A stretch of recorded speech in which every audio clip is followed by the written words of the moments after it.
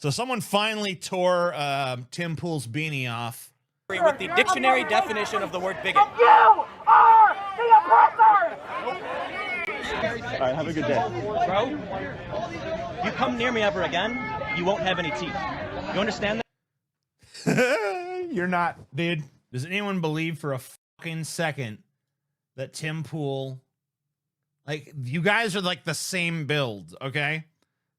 This is like, you know, like a 1998 Toyota Corolla versus a 1992 Ford Tempo or something. Like, you guys are like the same basic motherfucker at the end of the day. You are the oppressor! All right, have a good day. Bro, you come near me ever again, you won't have any teeth. You understand that? I understand. Don't fucking touch me. Come here. You wanna know why I fucking wear the hat? Yeah. So these motherfuckers can't fucking recognize me when I'm on the street. You wanna take a picture of me so that I'm easily identifiable? There's no photos of me. Dude, this is the most crazy fucking I've ever heard. Tim Pool says that he wears the beanie on the street so people won't recognize him, when literally he wears it in every like you almost never have seen him without it.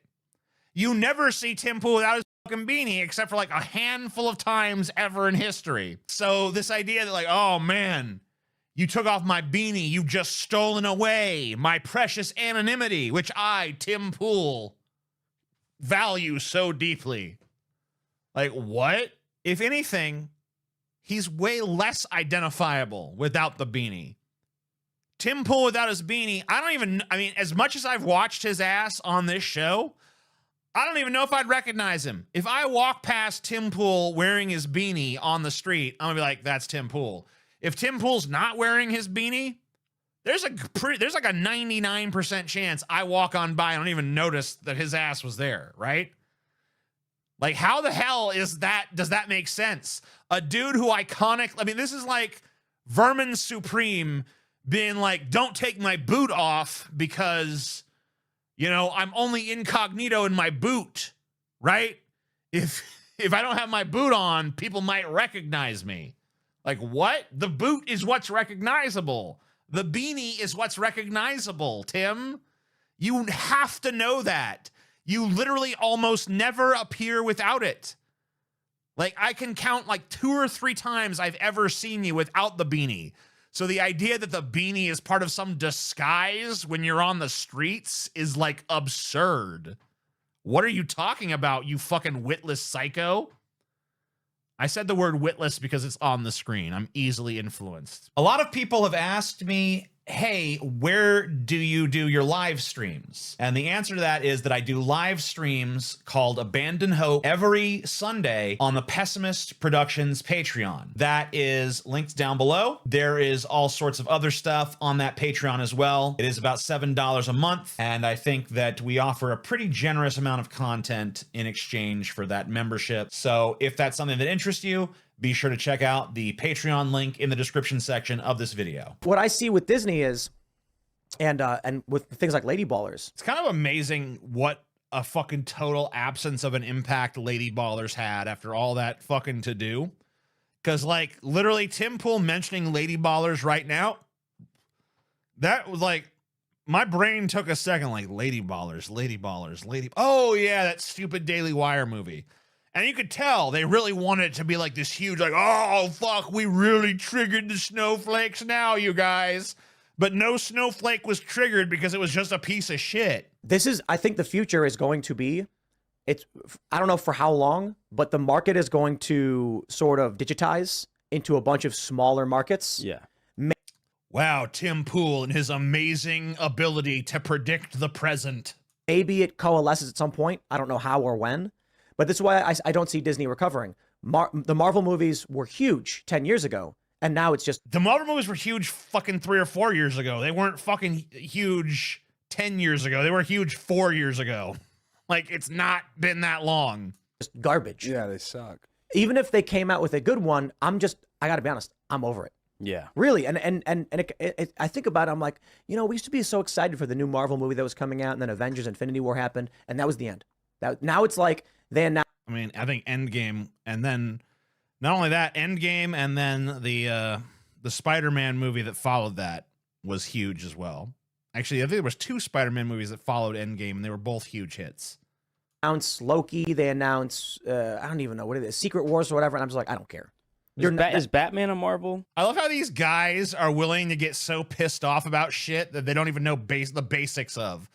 Like, Batman being DC, like, anybody who has even, like, the most, like, my mom knows that. You know what I mean? Like, no one should be confused about that if they're going to talk about this issue. And, like, if you don't know that Batman is not Marvel, then you should not be fucking participating in this kind of conversation, right? It's DC. Okay. But they had a Blue Beetle, which is DC, and I'm like, honestly, I just don't care. And that's I think Warner Brothers or whatever. But Disney could announce a new movie, and I'm just gonna be like, well, I just don't really care anymore. Think about how many people now are having kids that are going, well, I'm not going to take my kids. If I have kids, I'm not taking them to see a Disney movie. Right. First of all, ain't no one having kids with your raggedy ass. Second of all, if you did have kids, you're not going to decide what movies you take them to. I can already tell by your bitch ass that all it would take is a fucking well-placed trailer that your kids fucking see, and they'd be like, Daddy, I want to do this! Daddy, I want to do this! Daddy, I want to do this! Daddy, I want to do this! And you know, you might be like, no, we don't see that. But eventually your ass will be like, fine, Jesus Christ. Just give me some fucking peace and quiet. See the damn movie. Right. There's no way. Yeah, but there is a weird phenomenon of Disney adults. Have you seen that? Yeah. Let me tell you this, guys. If you're on a panel of 3 dudes talking, having like a 12-minute conversation about Disney, I hate to break it to you, but you are Disney adults at that point. Not only that, at this point, so much shit is Disney that you almost can't help being at least a little bit of a Disney adult because they own so much shit now. They own the fucking Simpsons. They own Alien. You like the movie Aliens? What are you, some kind of Disney adult?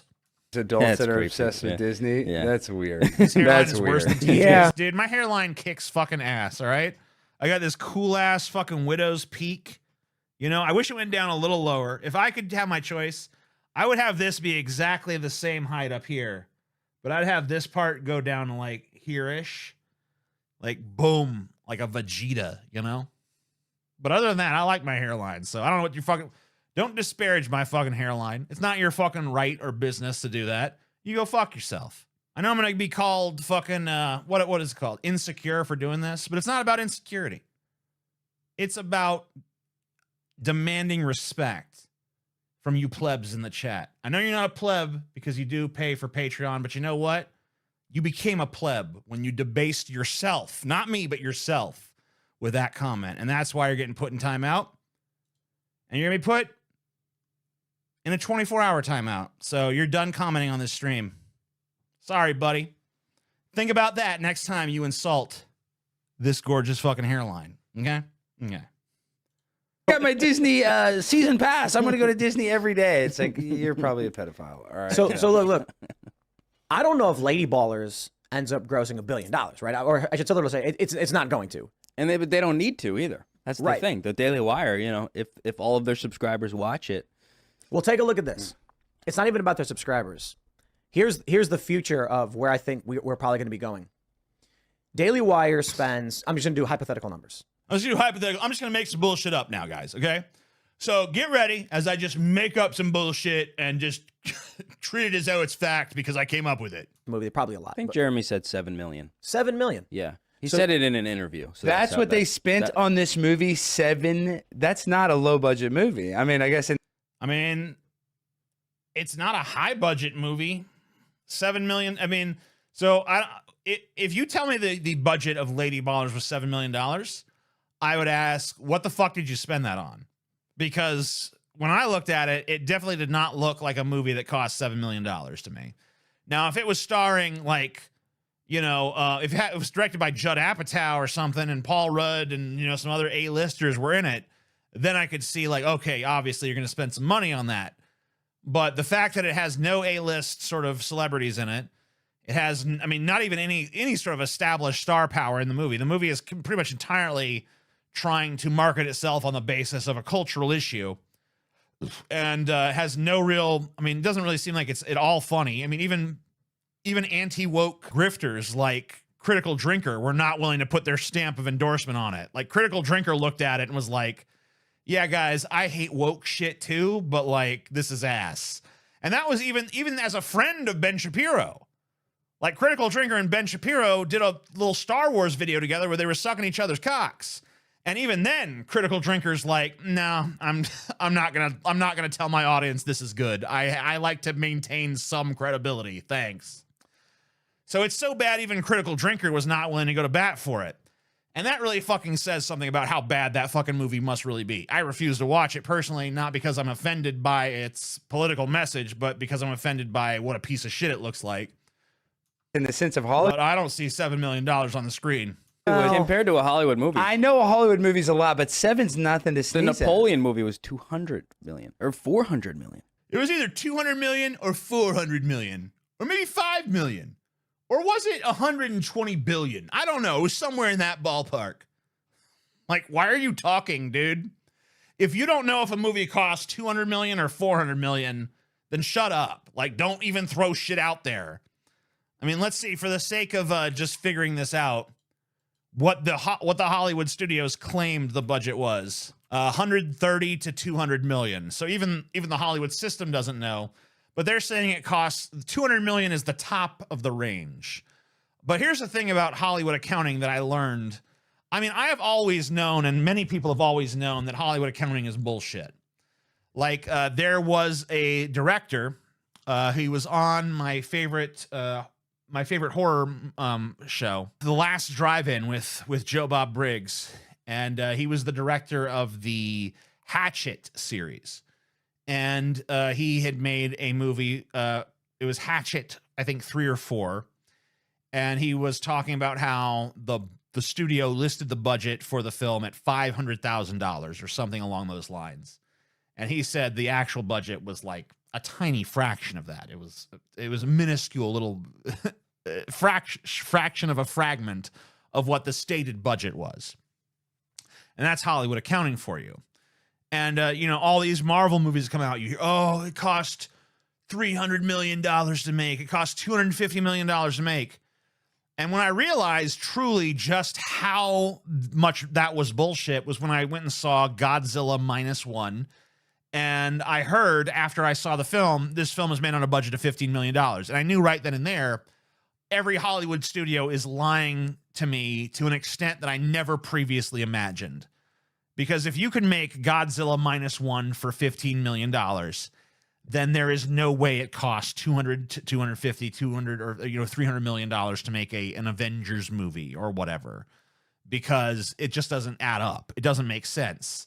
The special effects in the Godzilla film are every bit as good as they are in any Marvel movie. In fact, in my opinion, a lot of them looked fucking better.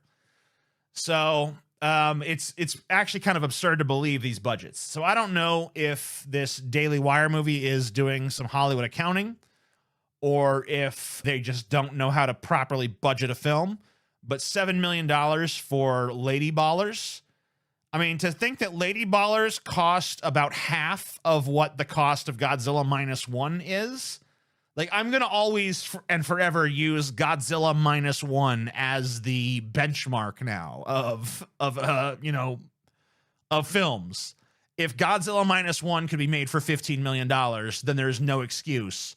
Like, your film, Lady Ballers, does not look like it spent half as much as Godzilla -1, a huge blockbuster movie with giant explosions and a huge fucking monster that has a lot of screen time, by the way, especially compared to some of these Legendary Pictures Godzilla films where you barely see the fucking monsters. It's also why I think this idea that Disney has pumped out all these flops, I wish I had known this shit when I made my video about Disney, because I honestly do not believe that Disney has any flops this year.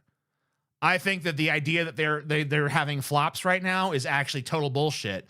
I think they're actually loving it. I think that they have so inflated their budgets that the fact that they can now write these movies off as flops while they're actually taking profits from them is probably just like the mouse is probably reveling in that shit. I don't know exactly the inner workings of that. I guess I am speculating here. So just to preface all this with that. But I mean, like, it's definitely completely shady. And there's no way that these films cost anywhere near what's being claimed. An episode of the Ben Shapiro show. Does it total like, I don't know, like a million people, right? yeah. I don't know the actual numbers because you got all the different platforms, but he does well. $7 million. That means the Daily Wire only needs to sign up 70,000 members to cover the cost of that movie after 1 year. And actually, Well, that would be if they had no other movie projects at all, right? And that's just to cover it. That's not there.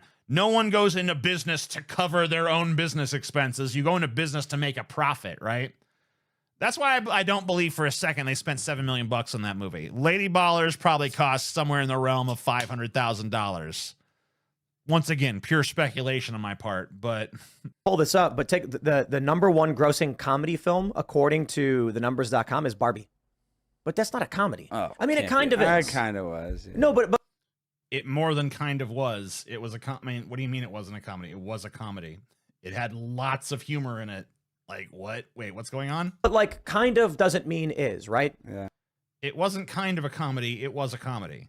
If a movie has something comma comedy, fine. Yeah. But we're talking about a movie that says comedy.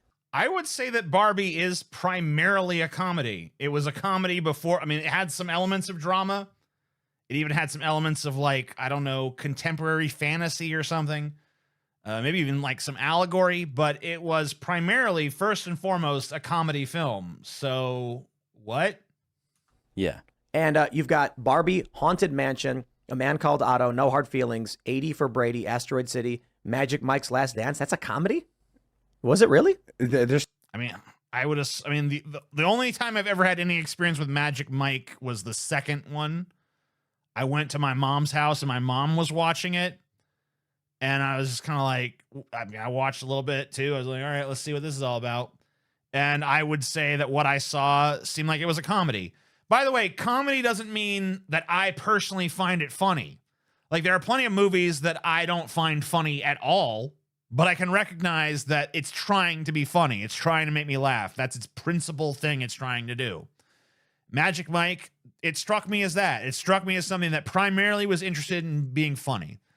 Maybe also sexy, you know, if you're into like big muscular men and shit. And I mean, I'm sure that was a major selling point for it. But at the end of the day, I think that its primary goal was really laughter. It didn't really make me laugh, but I saw where it was trying to. Those other films I can't comment on. I do think that comedy is kind of dead. I don't think it's dead because things are so woke or whatever. I just think that it's like audiences don't seem to go to comedy movies anymore.